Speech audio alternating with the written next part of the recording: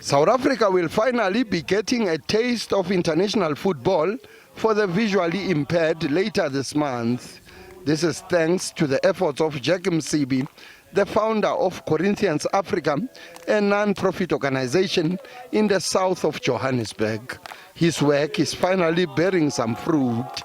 In 2012, the 34-year-old Msibi started taking care of the visually impaired, and this eventually led to the South African men's national team for the blind being established. Msibi is also the coach of the team. Blind football is not prevalent in South Africa, but this past week I discovered there's a lot of visually impaired soccer players. So we call them visually impaired, to give dignity to it. And there's a lot, from Limpopo to Kuruman.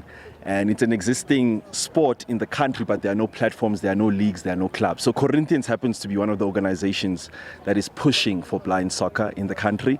We've got a team of 15 players. Msibi says there's an abundance of talent among visually impaired soccer players in South Africa. The five-a-side game is played by a combination of players who are either completely blind or visually impaired. And to ensure that the playing field is level, all on-field players, except the goalkeepers, are blindfolded. A special ball is also used for matches. Blind soccer is an exciting sport. It's soccer. The only difference is it's five-a-side. The players have shades. The ball has got a bell inside. The goalkeeper can see. Play good football.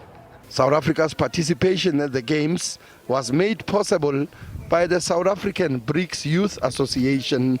The founder and executive chairman of the association, Raymond Matlala, says several member countries of BRICS, including Russia and Brazil, will be part of the inaugural tournament. We'll be competing with the likes of Russia, who has been in this game for over 20 years, the likes of Brazil, the likes of India, which have national leagues for blind football. So it's a huge milestone.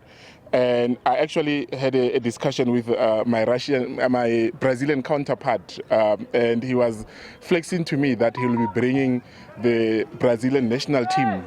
The majority of the players will be on a flight for the first time in their lives, and most have never set foot outside the borders of South Africa. An opportunity for South African blind soccer to play internationally.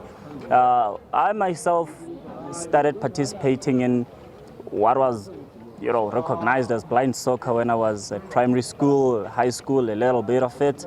And not so much now that I'm in varsity, but yeah, I still do partake in that. But overall, I think it's a lifetime opportunity. Really, really grateful for it, and I hope to represent to the best of my abilities internationally. Blind football is already big in Europe and South America, and South Africa is expected to make serious inroads in the sport.